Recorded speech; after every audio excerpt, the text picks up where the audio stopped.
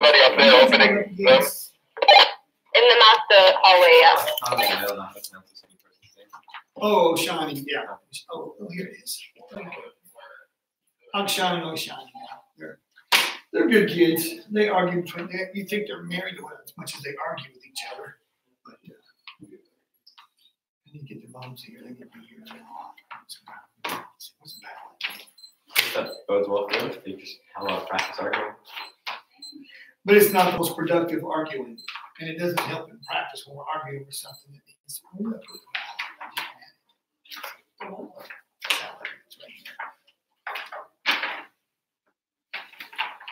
Still using my phone, that's good. I created this years and years ago. When I was here. The podiums, that was my idea. So we can have small podiums that can move around. How were you here? Yeah. From 2006 to 2012. Both my two little red-headed boys, one's on the team, the other one's kind of our mascot. They were born here in Jordan. So. I'm hosting one of them. Okay. So Rick, yeah, he's an older son. Yeah, he was born in 2008, and Ryan was born in 2010. So. Make it here.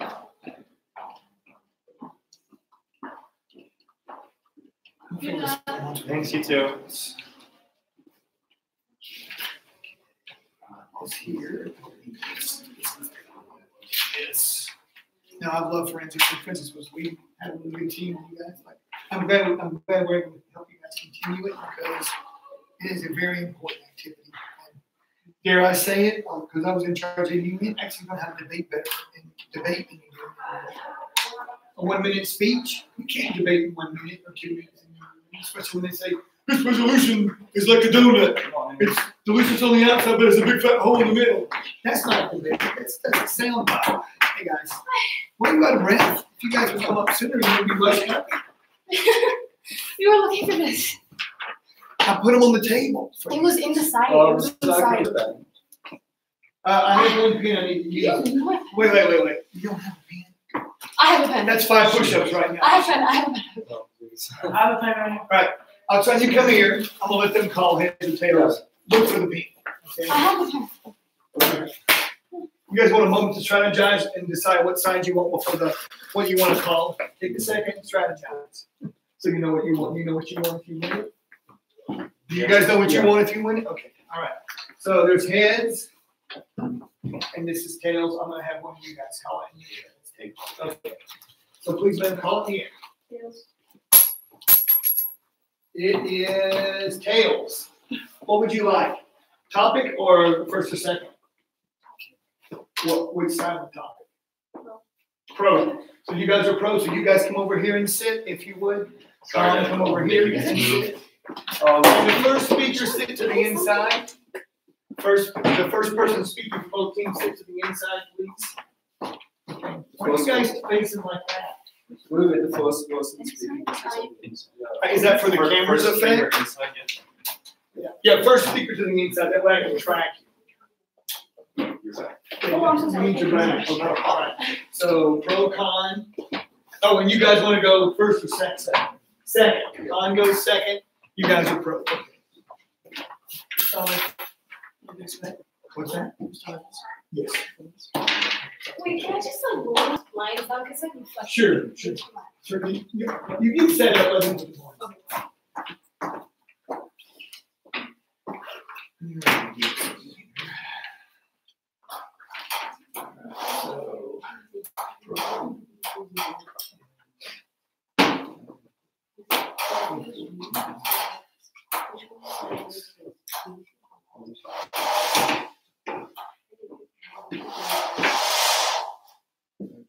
Is that good now?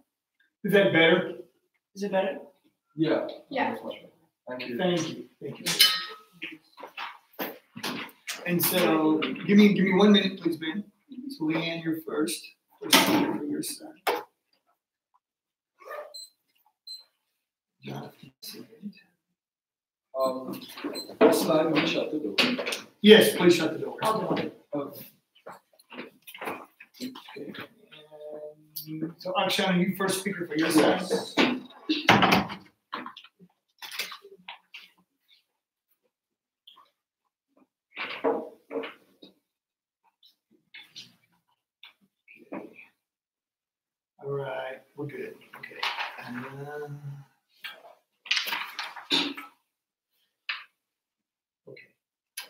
whenever you're ready.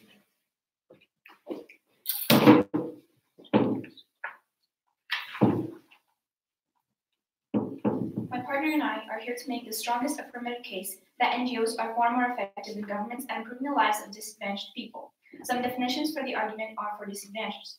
Quote, unable to attain basic conditions and resources such as civil rights, shelter, adequate education, and medical care. Improve as, quote, to enhance in value or quality, make better. Both of those are provided by Merriam-Webster. And for specificity revolving around the resolution, the NGO is, quote, a nonprofit organization that operates independently of any government, typically one whose purpose is to address a social or political issue.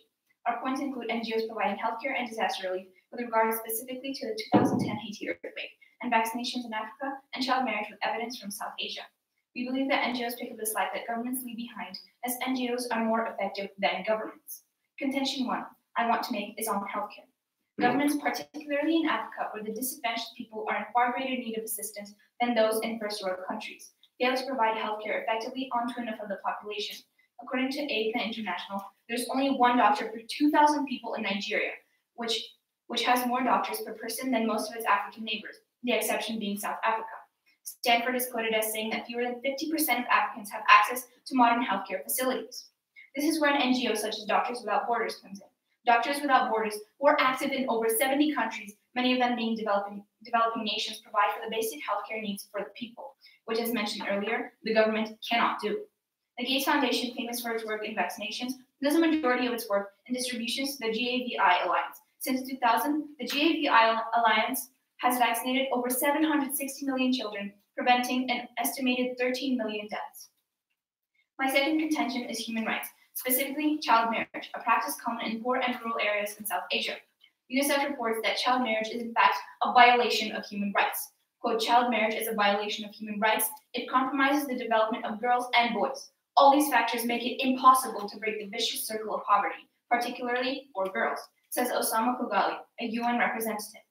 In 2013, the UN Human Rights Council stated that between 2011 and 2020, more than 140 million girls will be married off, oftentimes for financial reasons, before their 18th birthday.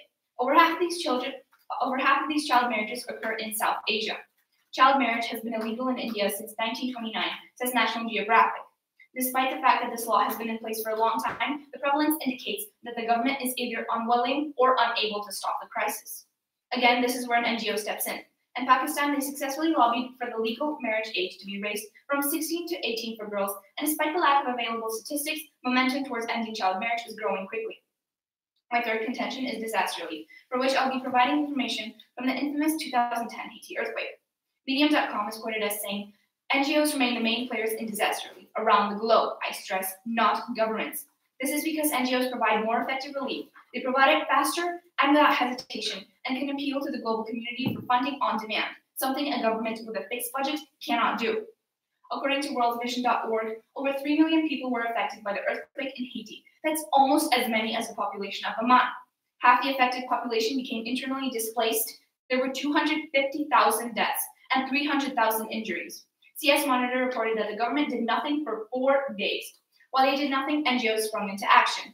In the 12 months following the natural disaster, Habitat for Humanity UK alone helped over 250,000 people with infrastructure, medical aid, and more. To conclude, I must affirm that indeed NGOs are more effective than governments at providing aid to the most disadvantaged people through relief for unforeseen disasters, such as the Haiti earthquake, healthcare in Africa and rural Africa, and the defense of civil and human rights in the case of defending women's and children's right not to be married before their 18th birthday. Thank you. Can we have 30 seconds? Yes. Time 30 seconds. Basically 4 minutes. If it's less than 4, show me. If it's 4 plus, then just say, I stopped taking notes. Okay, yeah. Okay, so 30 seconds from now. What is your name? Hugo.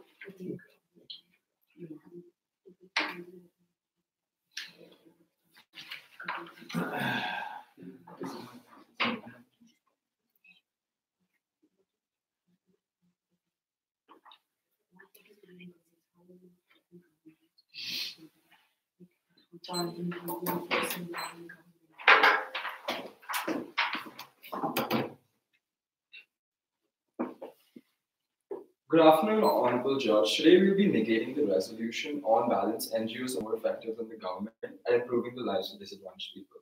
We would start off with rebutting the claims made by the proposition.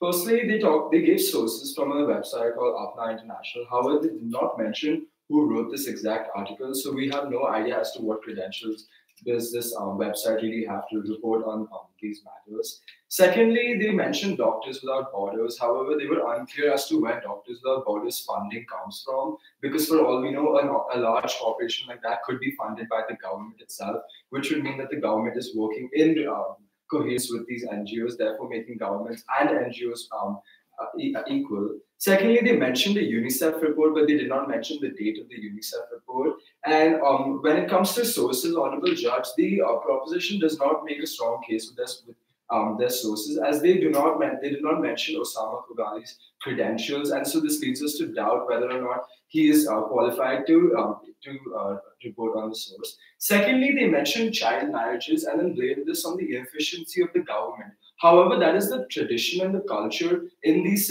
places, and how can child marriage be blamed specifically on the government? And how does bringing up examples of child marriage prove NGOs' efficiency and in creating legislative changes? Because one thing we understand is that NGOs do not have the power and mandate to create a legislative change. And so how can an NGO be more efficient than the government in changing a tradition and culture and bringing about a legislative change? Secondly, they mentioned medium.com as one of their sources, but they did not provide us with who wrote this exact source. And then they talked about Habitat for Humanity statistics, but they mentioned that they had helped several people, but they did not mention in what way were these people helped, in which were they alleviated from poverty, how were they helped, whether or not these people were in fact disadvantaged or not according to their definition. Now, Honorable Judge, we would like to start off with our first example, which is based on government programs in the past, which have allowed for an increase in the quality of education in Philippines, proving that governments are either as effective or more effective than non-governmental organizations. According to UNESCO Institute for Statistics report in 2019, literacy rates and enrollments have been at an all-time high. Primary and tertiary education dropout rates and amongst the general population has been at an all-time low.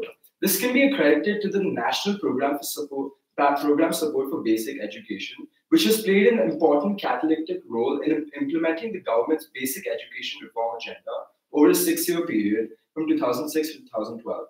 According to the World Bank report in 2014, between 2005 to 2013, spending for public education almost tripled, while spending per basic education student increased by around 2/3, resulting in increased resources to improve access to basic education services, especially of the poor and disadvantaged, and to improve the quality of learning. The elementary participation rate for 6 to 11-year-olds increased from 88.58% in 2005 to 95.24% by 2013. The overall enrollment numbers also improved from 13 million to 14.4 million from 2005 to 2013. This is a substantial figure given a substantial portion of the enrollment increase was largely from the poorest households. The high school participation rate for 12 to 15-year-olds improved from 61.16% from 2005 to 64.8% by 2013. These statistics not only hold to the efficacy and efficiency of this government-run program, but how newly industrializing countries are able to effectively carry forth large government programs that NGOs do not simply have the mandate to do so. An NGO does not have the mandate or the power to simply increase the educational statistics in the entire region. And we believe that governments are more effective than non-governmental organizations at improving the lives of disadvantaged people by providing educational facilities and services. Thank you. Thank you. We need time it all before the first crossfire? Yeah, we'll take 30 seconds. 30 seconds.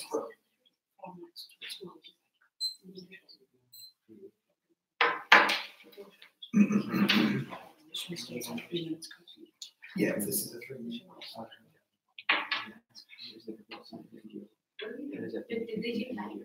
Yeah, 30 seconds.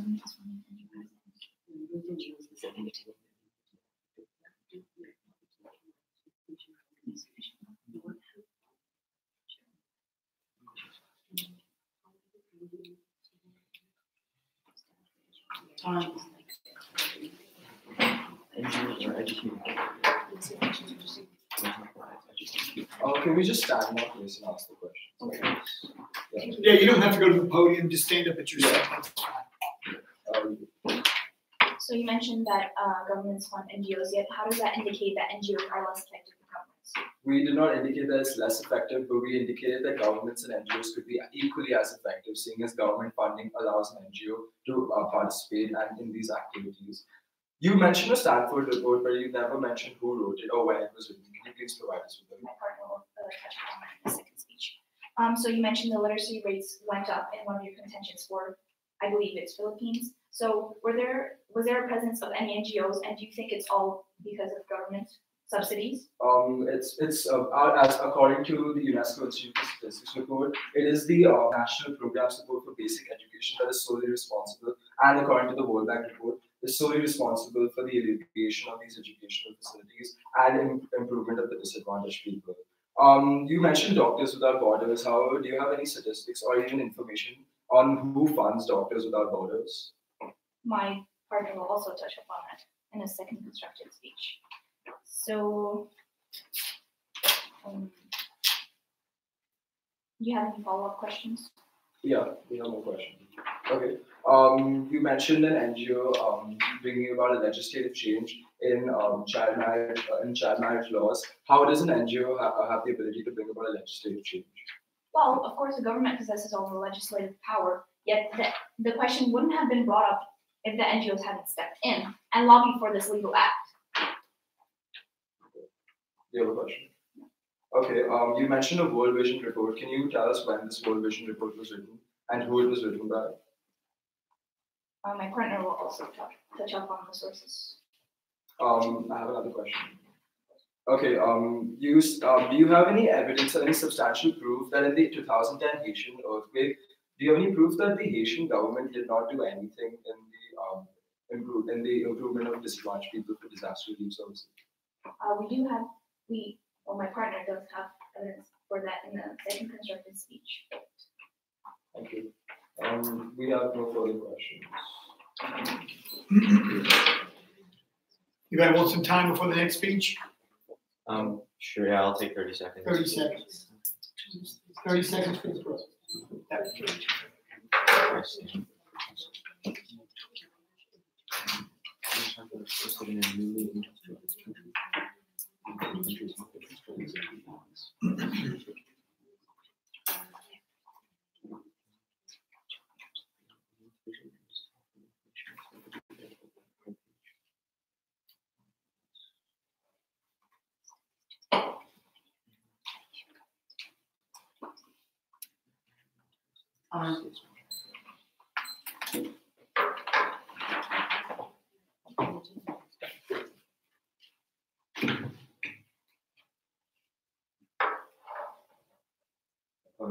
Yeah.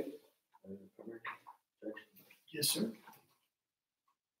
For my second speech today, I will be reaffirming that NGOs are more effective than governments at improving the lives of disadvantaged people by bringing up some new points on poverty and education and by addressing some of the concerns our opponents had during the crossfire. The fourth contention for our case is poverty, specifically extreme poverty. The World Bank defines extreme poverty to be, quote, living on less than US $1.90 per day.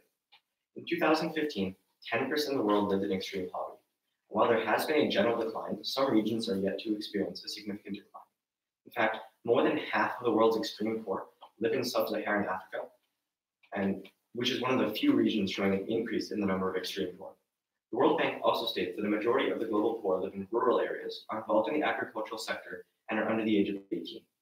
Over 70% of the population in Burundi, the Democratic Republic of Congo, Malawi, and Madagascar live on less than $1.90 per day, compared to the less than 1% of those of the population living in Iceland, Germany, Estonia, and other developed nations. Yes, you can be disadvantaged in a developed country, but you are still more enabled than those living in a developing nation.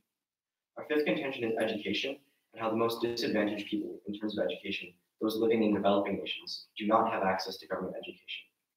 I bring this up because in Africa and sub-Saharan Africa, where over half of the world's extreme poor live, being poor severely isolates you from education, as the governments do not have enough money to fund effective and quality education, and so people must pay to enroll their children in school, or must pay for school supplies or school uniforms to supplement the school. It costs $350 for 1 year of elementary school in Malawi, $650 for a year of high school. Taking into account that the birth rate in Malawi is just over 4.5 children per woman, we'll use 4 children in this example. It costs a minimum of $1,400 to send 4 children to school for 1 year. The GDP per capita in Malawi is $338. Education is simply not feasible because the government cannot provide education. However, an NGO such as World Vision allows for people to donate money and sponsor a child financially. As of 2017, World Vision has sponsored over 3 million children and operates in over 100 countries. All this information is readily available on their homepage on their website. Furthermore, every 60 seconds, World Vision reports that they provide a family with the means to alleviate poverty and give them the advantages they so need. I bring this up also to address how our opponents talked about education in the Philippines. They mentioned in their speech that newly industrialized countries have the capacity for their government to provide for education.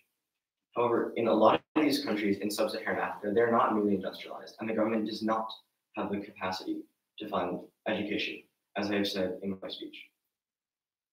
They also had a concern about our Stanford report, which was written by a Stanford professor. The name was not specifically attached to the article published on their website.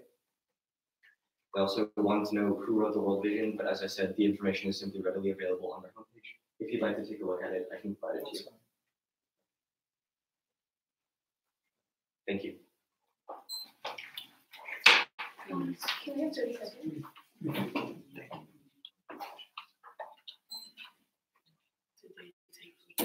Do you guys want time? Yeah, 30 seconds. 30 seconds. Both teams have a minute left after this.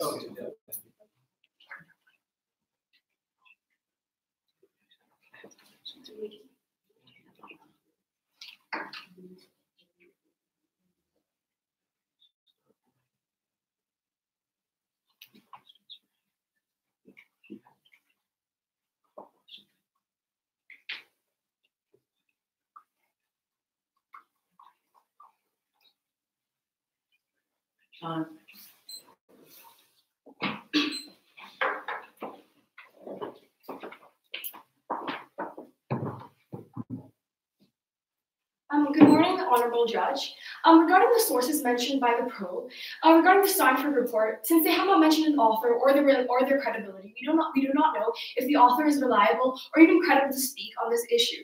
They still did not mention the Doctors Without Borders source, and they did not mention any specificity on the World Vision report. They also did not mention how the Haitian government was not able to help. Rather, they said they would, but they had not done that. The pro themselves had reiterated that NGOs do not have the power to enforce legislative change, hence further proving that NGOs are dependent on government to even make changes in their own countries. Proving that NGOs and governments are equal at improving the lives negates this resolution, as the pro has a burden of proof to prove that NGOs are more effective than governments at helping the lives of disadvantaged people. With the example of poverty, of extreme poverty, they said that the government in Burundi, the DRC, etc., had a really bad epidemic of poverty, but they did not mention a single NGO that created any substantial change. They did not provide us with any quantitative sources of what change, how they enacted this change, and what exact percentage of the population is disadvantaged, which is crucial to know given that that is the resolution we are debating on. And with the next example being education, they did not mention how the World Vision got all this money to actually facilitate for all these changes. They did not mention how the governments, if the governments allowed them to work in this country, and if the governments were the ones allowing them to work, it does prove the claim that they must work in collaboration. And they're also making claims on how the government is inefficient, but no claims on how NGOs are more effective, which is the resolution of this debate. Now moving on to our next example, which is the Lao PDR. So wherein governments in partnership can work together to aid disadvantaged people in terms of economic fruition and the alleviation of poverty, leading to better access to healthcare and infrastructure. The Lao PDR is now a lower middle income country, and poverty has declined in recent years. This success can be credited to the Poverty Reduction Fund, aka the PRF, which was established to fight poverty at the grassroots level. It was designed to improve access to village infrastructure and healthcare services, and access to empower villagers to manage their own project planning and implementation. The current PRF project is currently primarily financed by the Swiss Agency for Developmental Cooperation, which is an office-level agency in Switzerland and a part of the Federal Department of Foreign Affairs, created in support of the Swiss Constitution, which states that Switzerland must contribute to the alleviation of hardship and poverty in the world. As of the 2019 April report by the World Bank, the Poverty Reduction Fund has achieved the following. Monthly household income in the allowed PDR has gone from 75,000 LAK in 2012 to 450,000 LAK in 2017, and then 650,000 LAK in the early 2018. There has been a 36% increase in the number of households with the access to healthcare services and a 45% increase in those with access to improved educational facilities during the first 2 years. There's also been a 48% increase in the number of households with the access to all-weather roads during the first 2 years. And more than 1,200 sub-projects were completed in the 43 poorest districts in the country, including projects such as schools, rural roads, water supply, irrigation, and others. 92% of the completed projects were rated as being of high technical quality by the World Bank. This thus proves that MEDC countries, more economically developed countries, in cooperation with lower economically developed countries, can come together to help disadvantaged people globally. The proposition had mentioned a doubt with our argument given that LDCs are not able to finance their own projects, and countries in sub-Saharan Africa are not able to finance these projects. But this example is a clear-cut example as to how governments in cooperation can work together to help the lives of disadvantaged people.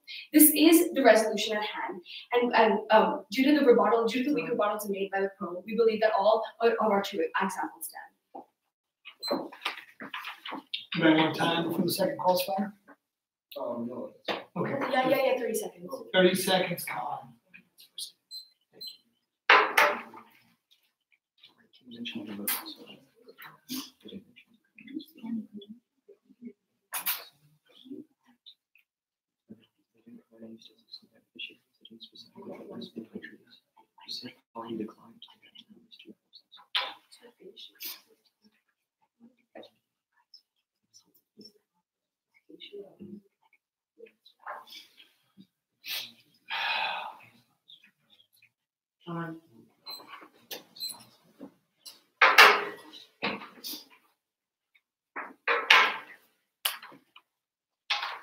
Ready? Yeah. You guys ready? Okay. You mentioned a study by the Swiss government. Can you say who wrote it? You didn't provide any credentials for the author. We did not mention a study conducted by the Swiss government. We said that the Swiss Agency for Developmental Cooperation was the one that was financing the project. No, it's okay.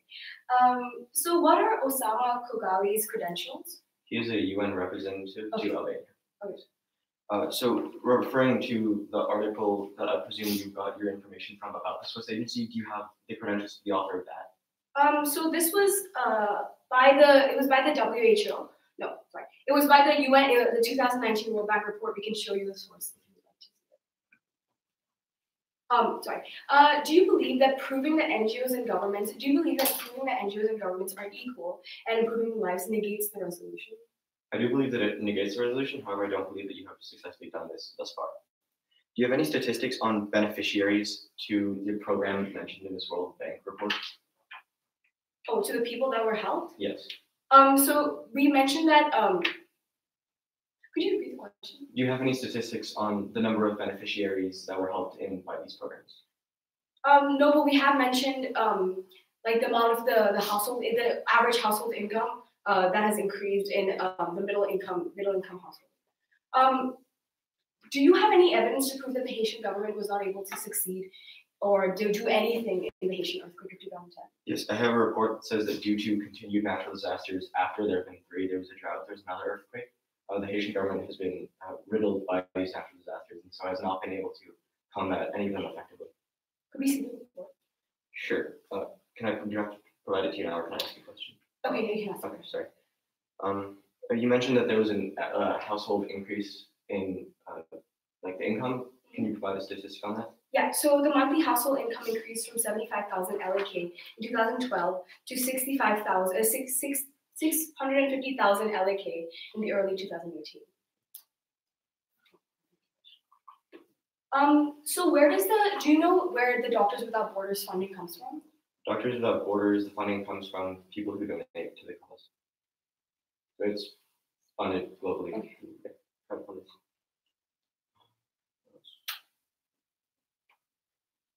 So you said that our report published by a Stanford professor was not credible. Do you think that Stanford professors are not credible sources when they publish reports? We don't know exactly what this Stanford professor has a degree in. We don't know exactly what he studied in. We don't know, so hence leaning doubt in the con's mind as to whether they have the credibility to write on this. We have no doubt in the education of Stanford, rather that they have the authority to write on this topic. You mentioned an article published by Medium.com. Do you know when this article was published? This is regarding to the Haiti earthquake? Yeah. So it would have been published after the Haiti earthquake in 2010. Which report did you want to see exactly? The one that proves that the Haitian government was ineffective. Mr. Ladd, can we see it? Yeah, you can, but we need to continue with the next speech unless you take a time out. I mean, Leanne is giving a speech, so I can. Yeah, that's fine. You can give it. That's fine. Thank you. And you don't need the computer for the speech? Leanne, can you? Okay. Any assistance? Why don't you guys go over to the side over here? Yeah. Yeah, over here.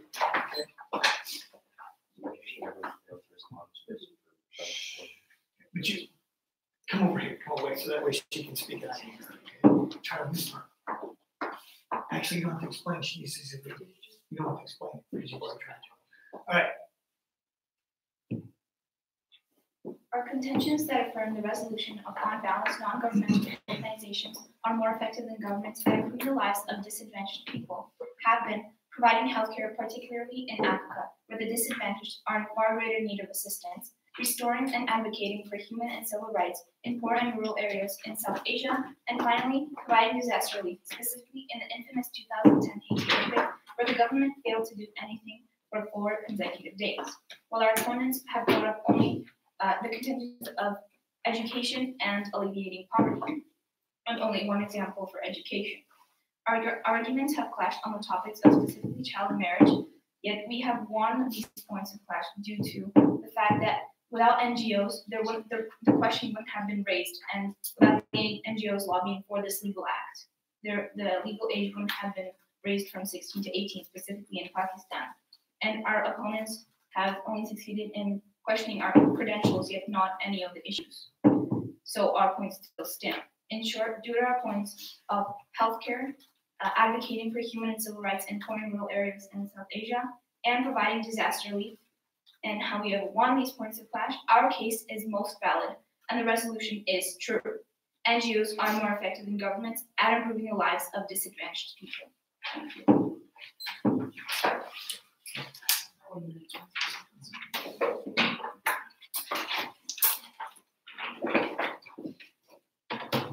No time? Good. Yeah. Okay. Good afternoon, Honorable Judge. Today, we'll be negating this resolution. And firstly, I will start off with the rebuttals. Honorable Judge, they did not provide us with any tangible evidence as to how NGOs were able to eradicate poverty from these aforementioned countries. However, our claims effectively showed how the Swiss government and the Lao PDR worked in collaboration to eradicate poverty and increase the income in the household, average median income in the households. Secondly, Honorable Judge, they stated a World Vision source, and they said that the statistics came from the World Vision source. However, they did not provide us with a corroborative source, and so this leads us to believe that it leads us to doubt the credibility of World Vision reporting on their own successes and instances with not a third-party service reporting on them exactly. Secondly, Honorable Judge, they said that the NGOs were the ones who were lobbying for the legislative change. However, they did not provide us with any proof as to when these NGOs lobbied, where did they lobby for these legislative change, and they did not provide us with exact proof as to how NGOs were the sole and substantial reason as to why this legislative change occurs, which makes us believe that these NGOs may have lobbied, but they may have worked in collaboration with the government. And Honorable Judge, if they're working in collaboration with the government, doesn't that prove that non-governmental organizations and governmental organizations are equally as effective in improving the lives of disadvantaged people, which does negate the resolution that NGOs are more effective than governmental organizations. Honorable Judge, our two examples stand strong as the Pro has not been able to rebut it exactly. We have talked about the alleviation of poverty with the Swiss government and allow PDR, and we've provided exact statistics on what the government has done and how they've been able to improve the lives of disadvantaged people, as well as the Philippines education program. And we have provided strong and reliable statistics and sources. However, they mentioned Stanford reports. They did not mention the author of the Stanford report. We don't doubt the credibility of Stanford, but we doubt the credibility of the author in reporting on this specific instance, and they're not able to provide us with corroborative sources or any other sources. And this leads us to believe that governments are either equally as effective in improving the lives of disadvantaged people than in accordance with NGOs. Thank you. Thank you. Okay, we available time before the grand crossfire? Yeah, we would like 30 seconds. Okay, you guys have 30 seconds left. Okay, no. Okay, you guys want time? You guys still have a minute. If you want 30 seconds, you can have a minute. We'll take 30 seconds. 30 seconds, bro.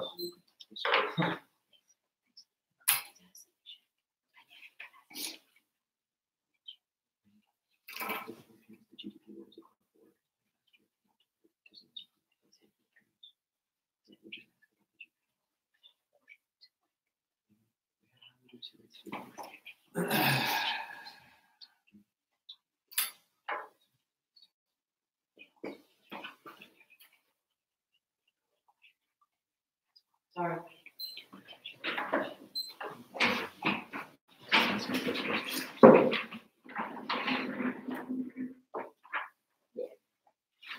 So my first question is, if governments had a sufficient financial capacity, wouldn't there not be a need for NGOs in the first place?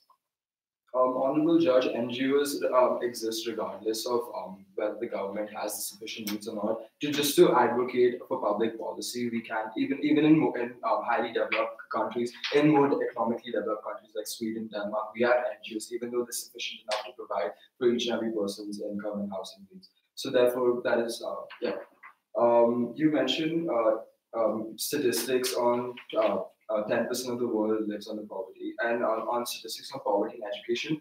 However, how do these statistics exactly prove that NGOs are more effective than the government at alleviating poverty? So the statistics were provided by the World Bank, and it proves that NGOs are more effective because the government does not have enough money to provide social services, whereas an NGO such as World Vision, which is active in over 100 countries, many of them being in sub-Saharan Africa, is making an effort and is doing something to enable the people that are disadvantaged in these regions. You mentioned the Philippines in your first contention and how they already had a high literacy rate. Do you have any statistics on the Philippines GDP that would prove that the government was financially capable of providing these services? Firstly, the GDP is not the representation of the government's funding or how much money do they have in the treasury. Secondly, we stated that the government was able to increase the literacy rates, and that wouldn't necessarily require statistics of the GDP of the government exactly, as these statistics solely show us how the government has been able to increase the education and literacy rates. Do you have any evidence for how the NGOs were the sole reason for the legislative changes regarding child marriage? Yeah, I have an article from The Guardian that says that there was a lot of opposition to this legislation from the government, and that NGOs were the sole lobbyists, specifically Girls Not Brides were the sole lobbyists in getting this government action to be taken. So you mentioned one example in one of your contentions about the Philippines and helping to provide education, and of course increasing the literacy rates, yet you failed to provide any evidence that there was NGO presence during that time frame. Was there any NGO presence, or was that solely for? So according to the World Bank report in 2014, all the statistics mentioned regarding the high school participation rate increasing, the literacy rate increasing, was all solely accredited to the National Program for Support of Basic Education in the Philippines, hence proving that it was only the government's involvement in this. Do you know how the statistics were obtained? It's up. Okay. Yeah. Do you have any corroborative sources for the World Vision report on their own exact figures? No. Do you know where the statistics provided for the Philippines come from? With the government reporting on their own statistics? No, the World Bank report in 2014 is reporting on this. We can show you the reporting. And they conducted the studies? Yes. Yeah. I believe we have 30 seconds left. Yes, Would you both like to sides take have it? 30 seconds. You guys want your 30? Yes, please. Okay. Pro is out of time. Con, you still have 30 seconds before you respond.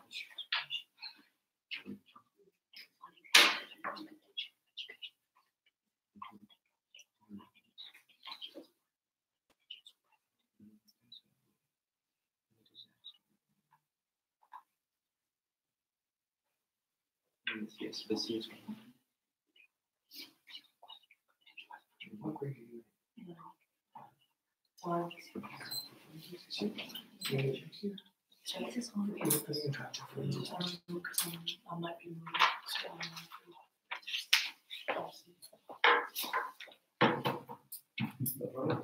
Yep, partner, judge. Good morning, Judge, and for conclusion to our pro case, my partner and I would like to say that we have decisively proven the resolution that, on balance, NGOs are more effective than governments at improving the lives of disadvantaged people, which is true because of our contentions regarding disaster relief, which we proved that the Haitian government was ineffective at providing aid for a total of 4 days after the aftermath, which some may agree is the most critical point after the natural disaster. And we have given evidence that the NGOs were able to come in. Several NGOs, such as Habitat for Humanity UK and more, were able to come in and provide aid. We have proven that the education in sub-Saharan Africa is not due to the governments, and thus must be due to NGOs who allow people to sponsor children and provide, such as World Vision. They have provided one example for the contention regarding education and our point of clash, which is the Philippines. However, we were talking about on balance. This means that despite the fact that, yes, the government has been effective in increasing literacy rates and the education in Philippines, the government has been ineffective in more countries, and the governments of more countries have been ineffective at providing this. We have only been able to contest our credentials and not our arguments effectively. And so we believe that despite the fact that they've contested our credentials, the overlying examples of what we're saying remain true. The fact that NGOs pick up the slack that governments leave behind because governments are ineffective at disaster relief, or again, the CS Monitor report says that NGOs remain the main players in disaster relief around the globe due to NGOs being the sole reason that the legislation was proposed to the Pakistan Parliament to change the legal age for child marriage and to help eliminate the problem. Yes, so we believe that NGOs are more effective than governments at improving the lives of disadvantaged people because they pick up the slack that governments so often leave behind. Thank you. Thank you. That was 2. Do we have 30 seconds? Yes, last 30 seconds, Con, you're now. And this will be the conclusion speech. Sorry? This is the conclusion. Yes. 30 seconds.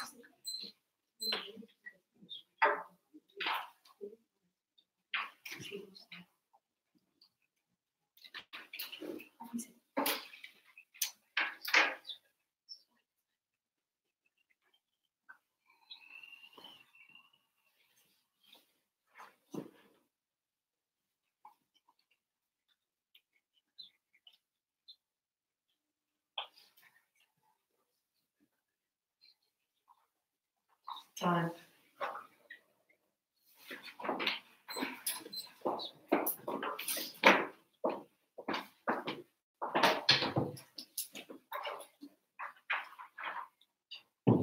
Good afternoon, Honorable Judge and fellow opponents. The Pro has provided lots of statistics regarding how governments were inefficient in the countries mentioned, but it failed to prove the resolution that NGOs are more effective than governments at improving the lives of disadvantaged people. Given that they have not proved how these NGOs in sub-Saharan Africa were the sole purpose and the sole reason as to how they alleviated poverty, given that they did not provide any substantial or quantitative evidence to prove this. Allow was a key word mentioned by the Pro. NGOs are unable to operate in countries without the government's permission or the government's support to do so. We believe that we have not only contested the credentials of the Pro's arguments, which is a critical part of this debate because it goes to saying whether these people have the credibility to speak on these arguments, but also the arguments as well, as we brought about questions as how if NGOs were the only ones to bring about these legislative changes, or if there was actually any substantial impact made by these NGOs that were operating in sub-Saharan Africa. And so now we'd like to quickly conclude our examples. The first one being the Filipino example, in which the National Program for Basic Education operated in the Philippines.